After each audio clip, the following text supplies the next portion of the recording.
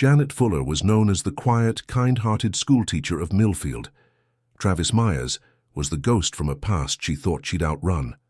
When their worlds collided in a brutal murder that left even veteran investigators shaken, the truth unraveled into something far darker than anyone could have imagined.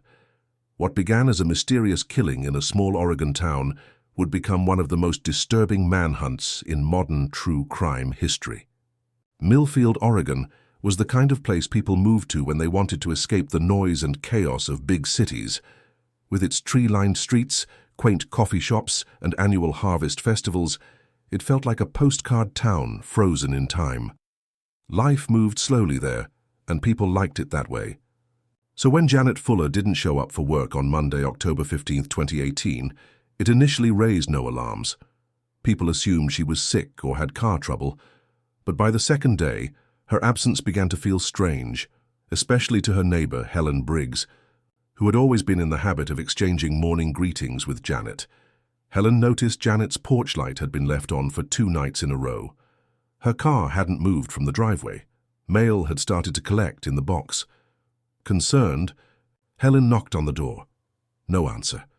After peering through the window and seeing signs of disarray, an overturned chair, a lamp on the floor, she called the local police. When officers arrived, they expected to perform a routine wellness check. What they walked into instead was something far beyond what they were prepared for. The house was in complete chaos. Every room bore signs of a violent struggle. Janet's body was found in the hallway, barely recognizable. The sheer savagery of the scene caused the first 2 responding officers to request backup almost immediately. Photographs taken from the scene were later sealed from the public due to their graphic nature. Blood spatter reached the walls, ceiling, and even the frames. Furniture had been broken, and several items in the kitchen appeared to have been used as weapons. Janet's injuries were described in the autopsy report as extensive, targeted, and sustained, suggesting not only rage, but a personal connection between the victim and her killer. Yet no immediate suspects stood out. Nothing had been stolen. From the home ruling out robbery as a motive, Janet's purse, phone, and keys were all found nearby. There was no sign of forced entry, no broken locks or windows.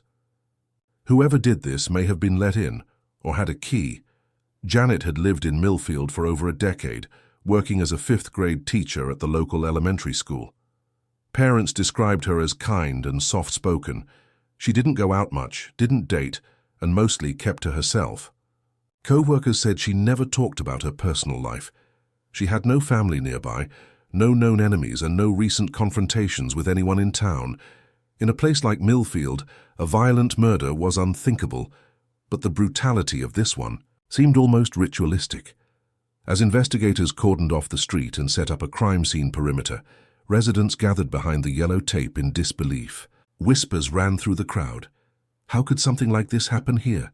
And more importantly, who would do such a thing to someone like Janet Fuller? That morning marked the beginning of a nightmare for Millfield. What had once been a peaceful, sleepy town was now the center of one of the most disturbing murder investigations in Oregon's history. And no one, not even the police, was prepared for what they were about to uncover. In the days that followed Janet Fuller's murder, the small town of Millfield transformed. The streets that once echoed with laughter and the hum of daily life now carried a thick silence. Neighbors avoided eye contact. Children were kept indoors. People who had never locked their doors before began double-bolting them. A single act of unimaginable violence had ruptured the town's sense of safety, and the absence of answers only deepened the fear. Detectives from the Oregon State Police joined the investigation, recognizing the unusual nature of the crime. They approached the case methodically. The crime scene was combed over for physical evidence, fingerprints, fibers, blood samples. Everything was sent to the lab for analysis. Dozens of interviews were conducted with colleagues, neighbors, and former acquaintances. Despite this exhaustive effort, nothing concrete emerged. Janet's phone and laptop had been wiped clean. No recent calls, messages, or internet history remained. It was as if someone had deliberately erased her digital footprint before the murder occurred. What puzzled investigators most was the lack of any clear motive. Robbery was quickly ruled out. Valuable items, including cash and jewelry, remained untouched. The extreme violence suggested a crime of passion or deep personal hatred, but no one could identify any recent conflict in Janet's life. She had no ex-spouses or estranged relatives. She didn't socialize much outside of work and church. Co-workers said she was quiet, dependable, and avoided drama. Forensic psychologists called in to consult the case noted that the killer's rage seemed too intense to be random. Whoever did this wanted her to suffer. When fingerprints were lifted from various surfaces in the house, there was hope of a breakthrough. But that hope quickly faded. Multiple prints came back as unknown, not in any criminal database. Even more baffling was the pattern. Several prints appeared to belong to the same person, but had subtle inconsistencies. It was as though the same person had altered their fingerprints slightly. This level of forensic manipulation wasn't common, not even among seasoned criminals. Experts began to suspect the killer had knowledge of forensic science and had taken steps to create confusion. Security camera footage from surrounding streets was checked next. Millfield wasn't equipped with many surveillance systems, but a few homes and businesses had cameras that covered portions of the area. None captured anything unusual. No strange vehicles, no masked figures, no one suspicious entering or leaving. Janet's street during the time window established by the medical examiner. It was as if the killer had simply appeared out of nowhere and vanished without a trace. As days turned into weeks, pressure mounted on law enforcement. The town demanded answers, but the deeper investigators dug, the stranger the case became. There was no motive, no suspect, and no clear path forward. The murder didn't fit any pattern, and the victim's life seemed almost too ordinary. Behind closed doors, seasoned detectives began to admit what they rarely did publicly. They were disturbed, not just by the violence, but by the precision, the planning, the coldness. Whoever had done this didn't just want Janet dead. They wanted her erased, and that kind of darkness doesn't come from nowhere, it comes from somewhere or someone. 3 weeks after the murder, just as the case appeared to be heading into cold territory, a surprising lead surfaced, one that would completely change the direction of the investigation. A retired detective from Nevada, watching local news coverage of the case, recognized Janet Fuller's face. He contacted Oregon authorities and said he was nearly certain that Janet wasn't who people thought she was. He believed she was Emily Crowley, a woman who had vanished from Reno nearly 20 years earlier under suspicious circumstances. The Oregon team acted quickly. They requested DNA from Janet's old belongings, hairbrushes, a toothbrush, and archived medical records, and compared them to samples from the missing Emily Crowley case. The results confirmed the shocking truth. Janet Fuller had been living under a false identity. She was indeed Emily Crowley. This revelation raised dozens of new questions. Why had Emily disappeared? Why had she changed her name? And what had she been hiding from for nearly 2 decades? Investigators shifted their focus to her past, digging through files from 2000 to 2005, trying to understand who Emily had been and why she had wanted to disappear so completely. Emily had grown up in Reno, Nevada. She had a seemingly normal upbringing, attended college briefly, and worked as a waitress. In 2001, she had been involved with a man named Travis Meyers, a local with a history of erratic behavior and brushes with the law. In 2002, Emily filed a police report against Travis, alleging stalking and physical intimidation. Though nothing ever came of it, a restraining order was issued. Shortly after that, she vanished. At the time, law enforcement had assumed she had run away to escape Travis, but without a body or further evidence, the case went cold. No one had heard from her again. Her disappearance had faded into a long list of unresolved cases until now. With this new information, Oregon investigators began piecing together the missing years. After leaving Reno, Emily had moved several times across state lines: Montana, Utah, and eventually Oregon.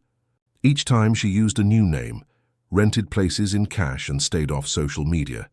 By 2006, she had assumed the identity of Janet Fuller, obtained a forged teaching license, and started a quiet life in Millfield. The level of effort Emily had, taken to disappear suggested deep fear. She hadn't just changed her name, she had erased her entire past. But despite all her precautions, someone had found her. Investigators believed this wasn't a coincidence. They began to look into Travis Meyers. Records showed he had left Nevada shortly after Emily disappeared. For years, his trail had gone cold. He had no fixed address, no employment records, and no digital footprint. But a tip from a private investigator in Alaska revealed that someone matching his description had been living off-grid in a remote area near Anchorage under a different name. The investigators now had a terrifying realization. The murder of Janet Fuller wasn't random at all. It was a long-awaited final act. Emily had tried to hide, but her past had finally caught up to her. With the connection to Emily Crowley now confirmed, and Travis Meyers identified as the likely suspect, investigators turned their full attention to finding him. What they uncovered was not just a suspect, but a man who had spent years preparing for a life beyond the reach of law enforcement. Travis hadn't simply disappeared, he had reinvented himself. Using the Alaska tip, a small task force was sent to a remote area outside of Anchorage. There they discovered a secluded cabin deep in the woods, miles from any town or neighbor. The structure had no internet, no phone line, and ran on solar power. The property wasn't registered under Travis's name or any alias linked to him, but inside the cabin, what investigators found painted a chilling picture. The walls were lined with books, many of them on topics like survivalism, psychology, forensic science, and biometric manipulation. There were surgical tools, fingerprint alteration kits, and silicone molds, some of which matched the unusual prints found at Janet's house. Fingerprint tampering is rarely effective, but Travis had taken it to another level, using prosthetic overlays to create partial matches that deliberately misled investigators. It was clear he had studied how to leave behind just enough confusion to buy time. More disturbing were the journals. Dozens of notebooks filled with meticulous handwriting documented routines, travel routes, disguises, and most disturbingly, Janet's daily life. Investigators discovered pages filled with surveillance notes, the times she left for work, what groceries she bought, the days she walked to the park. He had been watching her for months, possibly longer. Some entries even included sketches of her house and notes on her vulnerabilities, such as how she always left the back door unlocked for the cat, or how her phone was never password protected. Among the belongings, investigators found a box containing multiple fake IDs, passports, and license plates. Travis had assumed no fewer than 8 different identities over the years. The most recent ones were created within 6 months of the murder, suggesting that the trip to Oregon had been planned long in advance. The evidence in the cabin was overwhelming, but Travis himself was gone. Neighbors, if they could even be, called that, said they hadn't seen anyone on the property in weeks. One man recalled a large black truck leaving the area around the time of the murder, but couldn't recall the license plate. There were no surveillance cameras for miles. With the discovery of the cabin, the case shifted from a local murder investigation to a nationwide manhunt. The FBI issued a warrant, and Interpol was notified due to the possibility Travis had fled the country. Despite this, no trace of him could be found. It was as if he had vanished into thin air, just as he had nearly 20 years earlier. What troubled investigators the most was not just his ability to disappear, but the fact that he had clearly enjoyed the process. The journals weren't just records, they were trophies. He had written about control, patience, and the satisfaction of closing a chapter. Janet hadn't been a random victim. She had been his obsession, his unfinished business, and now he was gone again. In the aftermath of the horrifying discovery at the Alaska cabin, law enforcement agencies across the country intensified their search for Travis Meyers. His name, face, and aliases were circulated through every major database. Border alerts were issued, airports were notified, and tips began pouring in. But every lead led to a dead end. It was clear that Travis had not only prepared for the act of murder, he had prepared for the escape as well. Forensic teams went over the contents of the cabin again and again, hoping for even the smallest oversight. They found detailed maps of North and South America, many marked with routes that avoided major highways and urban areas. There were hand-drawn notations near small airfields, bus depots, and ports. It became clear that Travis had studied exit strategies for years. His ability to disappear wasn't luck. It was the product of careful, methodical planning. Interpol agents believed Travis might have made his way to Central or South America using one of several forged identities. Though he didn't appear in customs records under his real name or known aliases, investigators theorized he may have crossed into Mexico using back channels or paid smugglers. Once outside U.S. jurisdiction, tracking him became almost impossible. Meanwhile, back in Millfield, the town continued to grapple with the horror that had been hiding in plain sight. Janet Fuller, the friendly fifth-grade teacher, had been living under an assumed identity for years. Neighbors were left stunned by the double life she had led, and even more disturbed by the idea that someone had been watching her, inching closer, day by day. The house on Willow Creek Drive was eventually sold, but it remained empty for a long time. Its windows stayed dark, its yard overgrown, a silent reminder of the violence that had taken place within its walls. The investigators who worked the case remained haunted by what they had seen. Some took leaves of absence, others sought counseling. It wasn't just the brutality of the murder that affected them, it was the precision, the obsession, and the sense that they had been outmatched by someone who had studied how to disappear better than anyone they had encountered before. And in the years that followed, the case would be profiled on crime shows and podcasts, each one speculating about Travis's whereabouts.